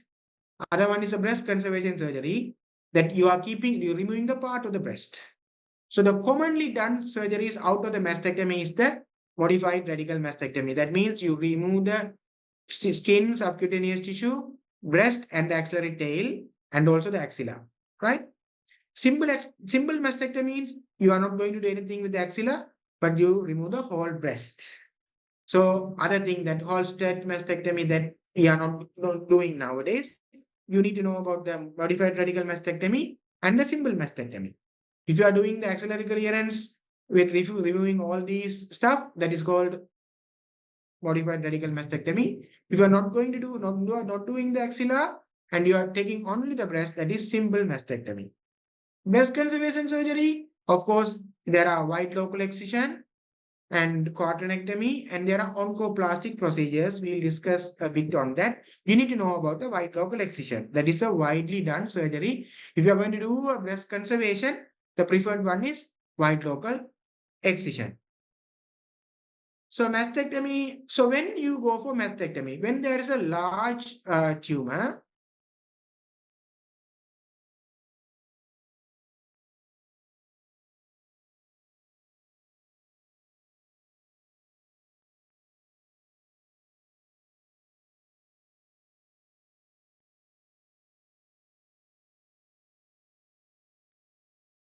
so I think students are a bit tired and you are coming after class. So I think you got the PPT now. So basically these mastectomy, so the types of surgery you need to know a bit. So just go through these slides.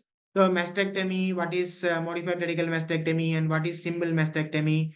And after a mastectomy, there are a lot of things you can do to reconstruct the breast. So there are a lot of things like abdominal muscles can be used, like rectus abdominis muscles also can be used, and the latissimus dorsi muscles also can be used. So these are various things. These can be asked in MCQs after mastectomy. These are what are the techniques used for breast reconstructions, right? These are the things. Just go through the images. That is more than enough. So in a breast conservation surgery, after doing a wide local excision, with a margin of 1 centimeter. That is a must. Following that, you have to go do a radiotherapy. So breast conservation therapy means you are doing a wide local excision, and following that you are giving radiotherapy. If you do a breast conservation surgery, following that radiotherapy is a must. Again, this can be asked in MCQ. So, what are the when you avoid wide location? There is a list of things. Just go through this: multicentric tumors and large tumor to breast ratio, and 2 times excision done and failed. Those things you don't do a BCS. You go for a mastectomy. Just go through the list. Surgery to the axilla depends on the depends on the patient. If already the axillary lymph nodes are there, then you are going to go for axillary clearance. And if the axilla is clinically negative, then you do a sentinel lymph node biopsy. If sentinel lymph node is positive, you can proceed with axillary clearance or axillary radiation. This is an important point that you need to know. So that sentinel lymph node biopsy is done. How it is done? It is done by methylene injection, various techniques. Just go through these slides and then images. That is more than enough. So I have summarized about the axillary lymph node dissection. So the thing that you need to know about this is what are the structures that can encounter and damage axillary vein, thoracodorsal vessels, including thoracodorsal artery, nerve, and medial and lateral pectoral nerve, and more importantly, the long thoracic nerve. So, which is the major structure that you have to preserve is axillary vein, thoracodorsal nerve, and the long thoracic nerve. These 3 structures you have to preserve. So, what are the lymph nodes you remove? Axillary level 1 and level 2 you remove. Just go through this slide. That will be more than enough. There are something I have mentioned about the radiotherapy. This is just for your knowledge. Nobody is going to go in detail about radiotherapy for you. So just quickly we go and do some questions, right? I think students are there now. Yeah. So yes. So rather than wasting the time, we'll do some MCQs. So there is a 26-year-old. I think you are going to answer this, right? So don't worry. A 26-year-old lady presented with a lump in the right upper quadrant of the right breast for 2 weeks duration. It was 3 centimeter in size. Mammogram and ultrasound showed features suggestive of malignancy. What is the next most important step? Anybody you are going to answer? Just give me an answer for this.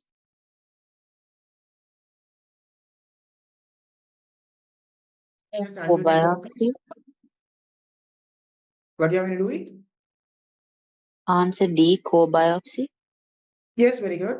So this is a basic, very, very basic question. Why this question is, so I'm going to tell you why this question is made. So this question is made to check you whether you know the concept of triple assessment. That's the thing.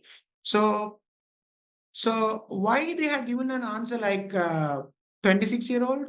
just to confuse you, because you might think that this is not a malignancy, right? Anyhow, right? In the triple assessment, you have to complete all these things. So history and examination is the first thing, then the imaging. So there is imaging of both mammogram and ultrasound, and is it suggestive of malignancy? Usually they will give the BIRAT score, right? So I didn't give the here. They have the BIRAT score. So with that, you have to confirm with a core biopsy. So why no external biopsy, no internal biopsy, no FNAC? Any guess?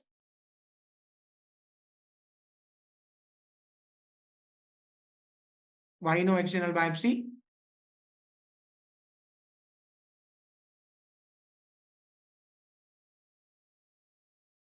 Because we are breaching the principles of triple assessment. In the triple assessment, there is no place for external biopsy in the first line. There are places for external biopsy in the down line in the later management, not in the early management. So external biopsy, if you are going to do an external biopsy for a suspected lump, image proven that we are breaching the principle, right? So never ever do that. So it is a core biopsy. Very good, a good answer. Right. We'll go to the next one. Any doubts? We have discussed it clearly, no? Okay. So we'll go to the next one. A 35-year-old woman complained of a painless lump in the left breast for 2 weeks duration. Her grandmother had breast cancer at 80 years. On examination, a well-defined mobile lump, 2 centimeter in size, at the upper outer quadrant. Right breast is normal, no lymphadenopathy. What is the next step in the management?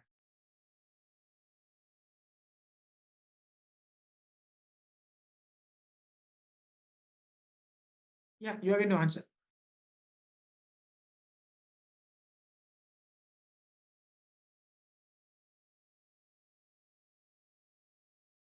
Range ultrasound Yeah, why? was 35-year old. She's not old. And the palpation is already done, I guess, according to triple method. The second will be ultrasound or mammogram. Or mammogram. So why you prefer ultrasound? Because the patient is young. Yes. Okay. So, okay. So what are the things in the history that is more towards malignancy? This can be benign lump also, no? 35-year-old can be a fibroadenoma also, no? So it's a painless. Yes, wait. Okay, painless lump. Okay, in the history, good. Family history is 60. Very good. Family history, yes. What is the degree? Grandmother. It's a first degree or second degree?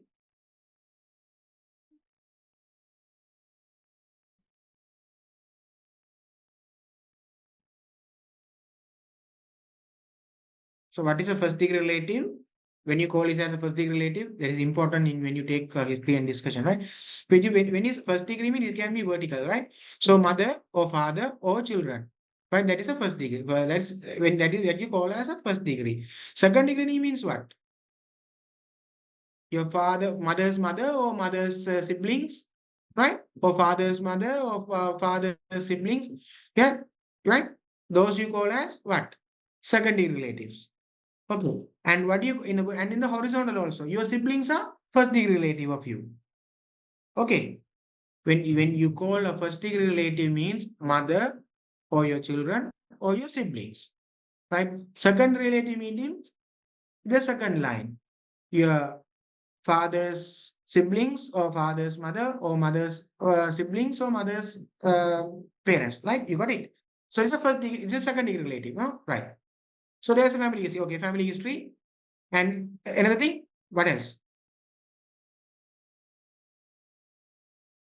Duration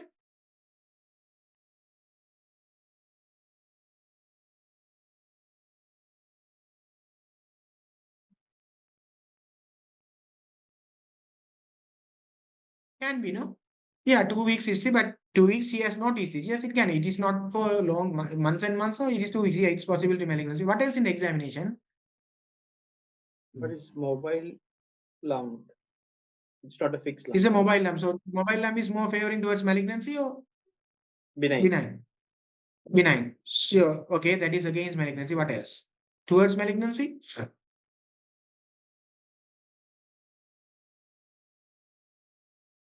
So it's in the upper outer quadrant. Yes, good. Yeah, that's what. Now you see the importance of the first slide now? Yes. Most malignancy occurs in the upper outer quadrant, right? But in the upper outer, most pathologies occurs in the upper outer quadrant. But when it comes in the upper outer quadrant, you think more towards the malignancy because more hormone sensitive ductal systems are there. But it can be a benign also. Okay, right? Okay, what else? Nothing else. The other breast is normal and no lymphadenopathy. So here you cannot come to a conclusion with a history and examination whether it is benign or malignant, no? Right. So again, you need to complete your triple assessment. Again, they are checking your the concept of triple assessment here. Right? Right. Then comes your age, whether the second you have to do a imaging, then a mammogram or ultrasound. So as the patient is 35-year-old, it's a dense, it should be a dense breast. So better to do an ultrasound breast first, followed by a mammogram. Okay. Got it? Okay. So the last E1 scheduled her for an excision of the lump. So people who might think that it is a benign lump and they might answer this, right? So that is wrong. And sometimes people may think that it's a fibroadenoma, it's a mobile and a 35 and no axial lymph node, then they might think it can reassurance is enough. No. They always think about triple assessment, right? Okay. But say suppose an 18-year-old woman 18-year-old girl coming to you with a painless lump for a month duration, which is mobile and it is in the upper outer quadrant, right? And examinations, there is nothing significant. Ultrasound uh, done, and it is more favorable benign thing. What will you do next? You got my question? The FNAC. HL. Core Why biopsies. FNAC? So, okay, one has answered FNAC. Any other answers?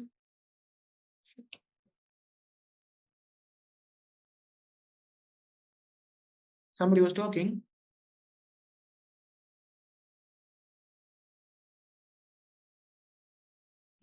A core biopsy is done.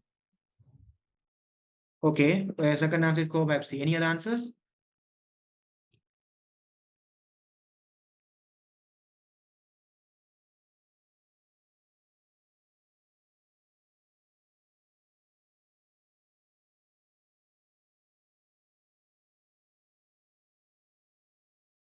Any other answers? Can I call some names? Okay, I am not going to call the names anyway. Somebody who is Jairuban? He was answering a bit ago. What do you think, Jairuban? Reassure review again. Why?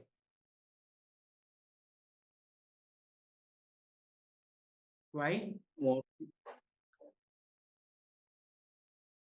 Yeah, most yeah, evidence that's a good answer. Why? the most evidence belongs to benign. Yes, yes. So that answer is the reassurance, right?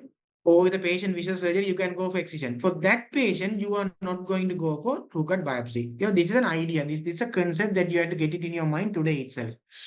Right. So that is an again I am telling, 18-year-old girl coming with a painless lump for 2 months duration, and it's mobile and no features, no sinister symptoms in history and examination of malignancy. Ultrasound reveals it's a benign lump. This patient, what do you think? Just think out of the box. This is more likely to be a fibroadenoma, right?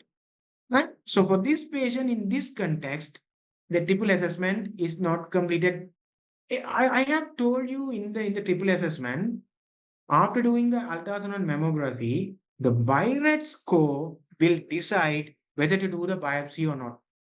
Have you noticed that? Have you noticed that? Yes.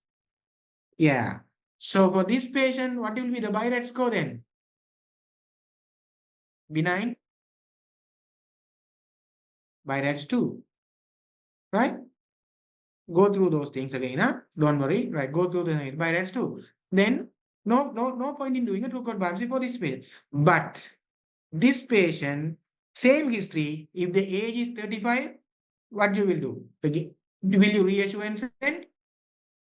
No, the risk factor is there. Age is a risk factor, right? There you say, I will do a true cut biopsy. So see how the answer varies with the history, age, and risk factors. You got it?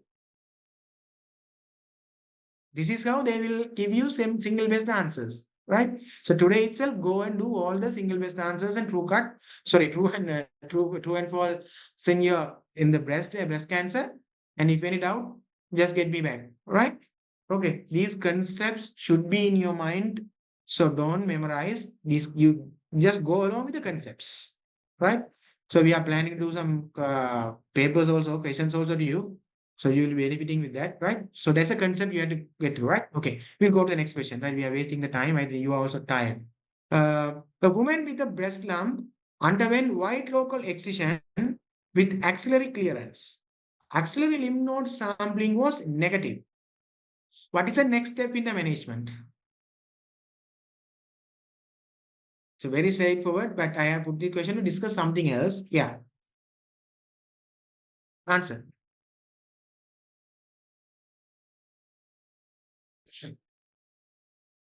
So it's a malignant breast lump. Huh? They have it's a malignant, it's a cancer, biopsy proven cancer. Wide local excision has been done with axillary clearance, right? They have done an sorry. No, you are confused. No, breast lump underwent wide local excision with axillary nodal sampling, not the axillary clearance, right? The wording should not be axillary clearance. They have undergone an axillary nodal sampling. Say, support the sentinel lymph node biopsy they have done, right?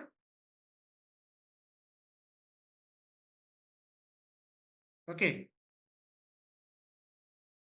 There is no axillary clearance not done.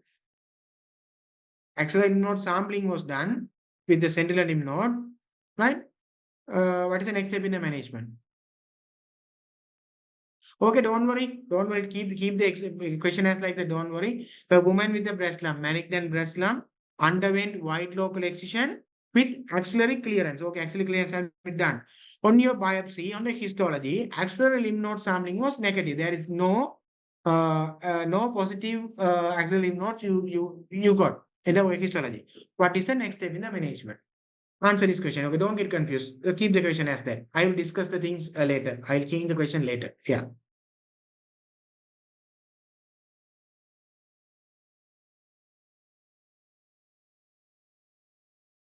This again, I am checking a basic concept, which I have told you.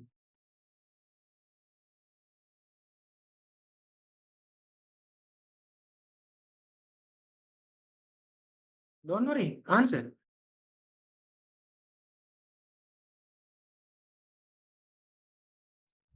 Maybe radiotherapy is given. A, radiotherapy to breast. Yes, why? Why? Because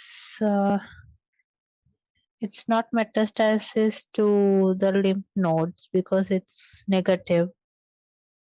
Okay, node is negative. So why you are going to give radiotherapy to the breast? To reduce the risk of local recurrence. Yes, good. The answer is correct. The what's your name? Lawrence. The first one? Yeah, your answer is correct. Perfect. Radiotherapy is the best. But that is not due to the actually obviously we have taken out the axilla and there is no uh axillary lymph node metastasis there no. So don't worry about that. But why we are giving a radiotherapy is we didn't remove the whole breast. There is a breast part is there. The reason what you have, the second one has, second student has given answer is correct. There can be micro metastasis within the breast, which is not evident in the mammogram or ultrasonography or anything. Because of that, only by rule, following any breast conservation surgery, we have to give radiotherapy. That is called as breast conservation therapy. Breast conservation surgery plus radiotherapy equals breast conservation therapy. Got it? Okay, right. So yeah, I'm happy that you all got the point. That is two of you answered and is correct, right? And the reason is also correct, right? Yeah. So radiotherapy to the breast, right? Now I am asking you, why not radiotherapy to the axilla?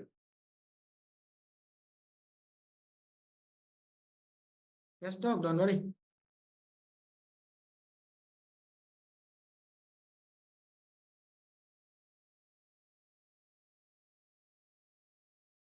Sanduni, No lymphatic mistake. what Jairun was talking, no? What Jairun? No lymphatic metastasis. Yes, true. Of course, So that is no need correct to. answer. No lymphatics was no lymph node metastasis was there. Yeah, no need of So thing. no need. Say suppose you didn't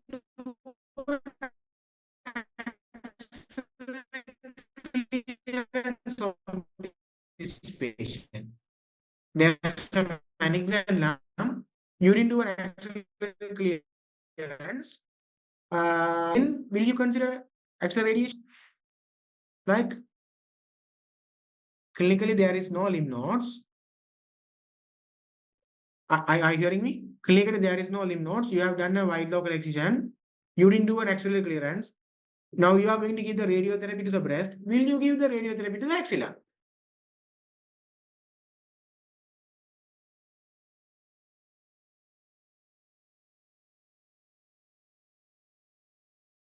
Again, yeah, the Jeruben was answering, no? Yeah, Jeruben, yeah, just can you tell me? Just guess. Don't worry, just guess.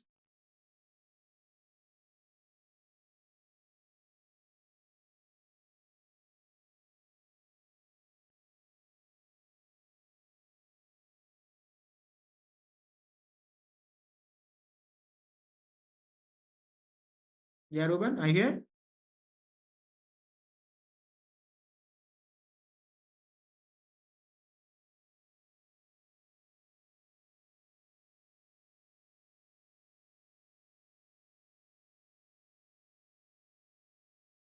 Can you all hear me?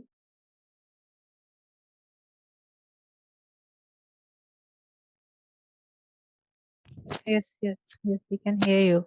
All right, okay, okay. I was worrying that my internet connection was over. Okay. Yeah, then answer. What do you think? Don't worry, just try.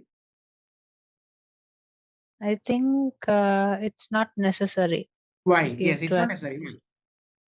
because by local excision is if there was metastasis, it would have been found already. Yes. Yeah. No need to give.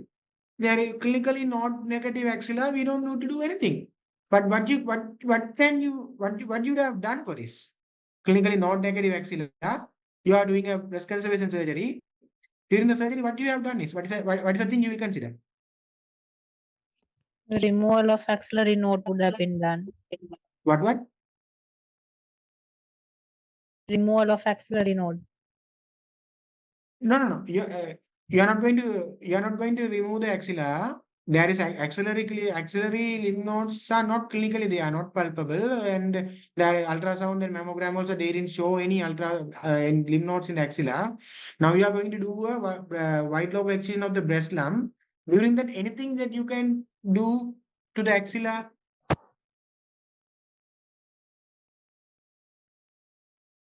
I was discussing it before. The guard to check whether any. Sentinel lymph node biopsy. Yeah, definitely, yeah. You had for a node negative disease, node negative patients, you have to do a sentinel lymph node to check whether there are so even axillary lymph nodes that are not evident in the imaging, not evident in the clinical examination, there can be metastasis, no? So for that only we put some dye around the tumor or the nipple and we get the sentinel lymph nodes. Sentinel lymph nodes, what are sentinel lymph nodes? They are the first to drain. No, I didn't tell that what is sentinel lymph node. No? The sentinel lymph nodes are the group of axillary lymph nodes that drain first from the breast. Right? So if those are positive, then high likely the axillary lymph nodes are also be positive. So if the sentinel lymph nodes are positive, then there are two options. You can go ahead and do the axillary clearance, or you can give axillary radiation. Okay, got it? Got it? Got it or not? Just tell me, otherwise I can explain you because No, it's a not very really. Can you explain again? sure. Right. So in a patient with breast lump, it's a malignancy, right? But axilla, there is no lymph nodes. Clinically, there is no metastasis. Okay. You do ultrasound scan of the axilla also, there is no lymph node, positive lymph nodes. But can you exclude 100% that your axilla is axillary lymph nodes doesn't have metastasis? No, no. Right. So what we do is when doing a wide local excision or a mastectomy in a clinically negative axilla, we do sentinel lymph node biopsy. So what is sentinel lymph node biopsy? There are a lot of axillary groups of lymph nodes are there, but so there is a pattern from the breast lymph drains, then go to a certain group of lymph nodes, then from there they go to a certain group of lymph nodes, then from there they go. So we are catching the first group of lymph nodes that drains the breast. Those group of lymph nodes are sentinel lymph nodes. Usually they lie in the level 1 group, just close to the pec major border, right? So what we do is we during our surgery, we explore that and take the sentinel lymph nodes, that level 1, 3 or 4 group of lymph nodes, and we send for biopsy intraoperatively. And they do a process in the histology, they do a biopsy and they will say whether those lymph nodes are positive for malignant cells or not. If those things are positive for malignant cells, what do you think? There is a gate, there is a guard, the guard is being killed. There is a high chance the thieves have entered the building. Got it? Then what you need to do? You have to go and search all the building to find the thieves. That's what we are doing. We go and do the axillary clearance, right? To get off the possible metastasis. Or another option is giving axillary radiotherapy. Got it?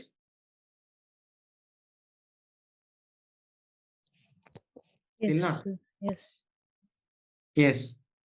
Right. But if there is a clinically not positive axilla, no point in doing a sentinel limb. Go ahead and do the axillary clearance. Okay. Sir, why won't we Yeah. go for Yeah. adjuvant chemotherapy, sir? Very good question. Very good.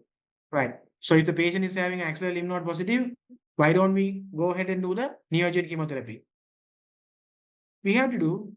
We have to go and do the. We definitely we have to give. If it is a locally advanced one, definitely we have to give neoadjuvant chemotherapy. And after the neoadjuvant chemotherapy, we have to reassess the patient, right? If still the axilla is positive, we have to go ahead and do the axillary clearance, right? It is a bit advanced to you, but if you ask, I am telling you, if you after your neoadjuvant, if axilla become negative for imaging and your examination, then you can do sentinel lymph node biopsy and check for the sentinel lymph nodes. If it is positive, you can go for a axillary clearance. But during that clearance, you have to take out the node which was positive before. For that, you have to mark that previously positive lymph node with a metal clip, right? And you have to send the patient for neoadjuvant. Then if it is complete response, then you can do a sentinel lymph node biopsy plus removal of that lymph node. This is too much for you. Nobody is going to ask you that, huh? Okay. If it is locally advanced one, you have to give a neoadjuvant therapy. Following the neoadjuvant therapy, assess the axilla again. If it is negative, do a sentinel lymph node biopsy. If the sentinel lymph node is positive, proceed as same. If it is even after neoadjuvant, axilla is positive, clinically or ultrasonically, proceed with axillary clearance. Okay? You got it there, Ruben? Yes, sir. Yes, sir. Okay, right. Okay, these are the concepts, right? Basic concepts you need to know, right? Okay. So the next question, I think this is the same question we have seen before, the last one. So what are the features of metastatic breast carcinoma? Right? This is maybe a true or false, right? Quickly answer.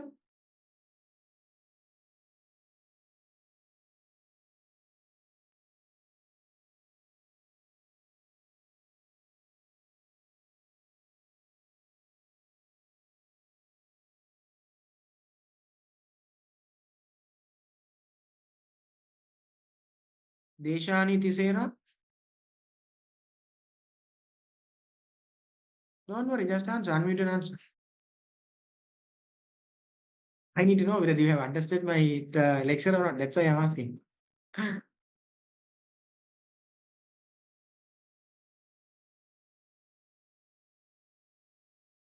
She is very reluctant to unmute. Nipuni? The bone pain is true. Yes, good. High ALP level is also true. Why? So because firstly maybe because of liver mets, Okay. and also Then because of mm, like increased bone metastasis also due to yes, the osteo. lytic lesions. Very Like, good. So the yeah. high ALP is mainly due to the bone lesions, right? Osteolytic lesions in the bone. That is correct. Liver also you can get a high ALP level, but very unlikely in this situation, right? So first say osteolytic lesions in the bone. Okay. When an ALP is high, we always think about bone and we do then what test will you do on this patient? Uh, I have told you in the slide it is there. Bone scan, right? You have to do a bone scan, right? To see where the bone mets and the lesions are there, right? But okay, next proceed. Nipuni, proceed. Yeah. uh, hypocalcemia false. Why? Um, I'm not too sure of that side. I'm not too sure of the relevance of it. It is false. No, you know that it is false. I think it's false. Yeah, you're right because you told me it's osteolytic lesions in the bone. In Yeah. osteolytic lesions, what happens? You get more calcium, not the Hypercalcemia. calcium won't come down. It will go up. Yeah. Yeah. So that is false. Hypercalcemia. So Yes. pathological fractures because neck of femur and all of those can be involved. Yes.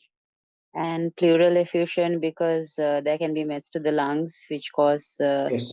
invasion of the pleura around and cause effusions. Yeah, yeah, true. Good. You have answered all right. Good. Right. So bone pain, that is again, yeah, specifically saying rest pain, resting bone pain, right? High ALP level, as you said very correctly, high is more suggestive of osteolytic lesions, and you need to investigate with bone scan. Hypercalcemia, you won't get hypocalcemia. Pathological fractures, yeah, especially in the lumbar, neck of femur, yeah, you can get wherever. Pleural efficiency, yeah. So yeah, yeah, good. Happy that you all got at least some from my lecture. So those are some questions. If you so you just contact with our coordinator and you are to tell them what else you want and just give a feedback whether what about my lecture? Whether we have talked a lot? I think we have discussed the theory a lot because I have discussed the theory a lot because it is a very important subject. If you want, so next lectures, if you want to discuss more questions and less theory, just tell our coordinator. We can arrange that, right? Rather than talking again and again. But some people you might benefit from this, no theory. Anyhow, you give your opinions, we will arrange accordingly, right? And we have some summary slides also. So I have discussed everything. So here everything is summarized. Just go through the summary slides here, right? Okay. It's very beautifully we have made it, right? So this is more enough for you to carry out, right? Okay. Anything else you want to ask? All okay, no? Okay. Thank you.